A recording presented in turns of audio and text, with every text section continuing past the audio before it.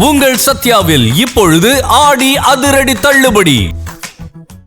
அரசு போக்குவரத்து கழகம் தனியார் மயமாக்குதலை கைவிடக் கோரியும் தனியார் மின்சார பேருந்து அரசுடைமையாக்க கோரியும் CITU தொழிற்சங்கம் சார்பில் மாநிலம் முழுவதும் ஆர்ப்பாட்டம் நடைபெற்றது. சென்னை பல்லவன் சாலையில் CITU தொழிற்சங்கத்தின் சார்பில் 7 அம்ச கோரிக்கைகளை முன்னிறுத்தி காத்திருப்பு போராட்டம் மேற்கொள்ளப்பட்டுள்ளது. இன்றும் நாளையும் நடைபெற உள்ள ஆர்ப்பாட்டத்தில் ஏராளமானோர் பங்கேற்றுள்ளனர். ஆர்ப்பாட்டத்தில் பேசிய CITU பொதுச் செயலாளர் தயானந்தன், தனியார் மின்சார பேருந்து அரசுடைமையாக்க வேண்டும் என்றும் சென்னையில் 5 பணிமனைகள் தனியாரிடம் ஒப்படைக்கப்பட்டுள்ளதற்கு கண்டனம் தெரிவித்தார். தனியாரில் வேலை செய்யும் ஓட்டுநர் நடத்துனர்களுக்கு எந்த சட்ட பாதுகாப்பும் இல்லை என்றும் போதிய பணியாளர்கள் இல்லாததால் சென்னையில் 200க்கும் மேற்பட்ட பேருந்துகள் இயங்கவில்லை என்றும் அவர் குற்றம் சாட்டினார். 6 பணிமனைகளை தனியார் மின்சார பேருந்து இயக்குவதற்கான திட்டமிட்டிருக்குது. இதை நாங்கள் இன்றைய தினம் CITU சென்னையில் அனைத்து பணிமனைகளிலும் இந்த அரசாங்கத்துடைய தவறான நடவடிக்கையை கண்டித்து கருப்பு கொடி ஆர்ப்பாட்டத்தை இன்றைய தினம் அனைத்து பணிமனைகள் நடத்தியிருக்கிறோம். இன்றைய தினம் சென்னையில் ஒரு 5 பணிமனைகள் தனியாரிடம் ஒப்படைக்கப்படுகிறது. மேலும் ஒரு 7 பணிமனைகள் ஒப்படைக்க போகிறாங்க. இப்போ இது போன்ற ஒரு 12 பணிமனைகளில் வேலை செய்த தொழிலாளர் கடுமையாக பாதிக்கிறாங்க. அனைத்தும் தனியார்கிட்ட போயிடுச்சு. தனியாரில் வேலை செய்யக்கூடிய அந்த ஓட்டுநர் நடத்துனர்களுக்கு எந்த சட்ட பாதுகாப்பும் இல்லை.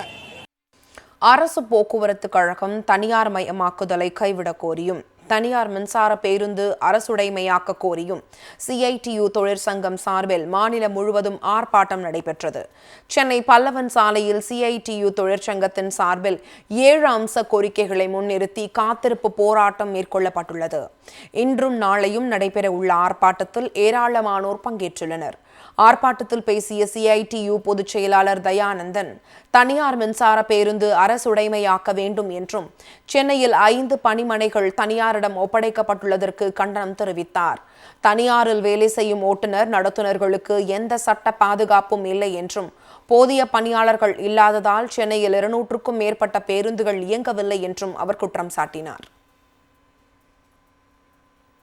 6 பணிமனைகளை தனியார் மின்சார பேருந்து இயக்குவதற்கான திட்டமிட்டிருக்குது.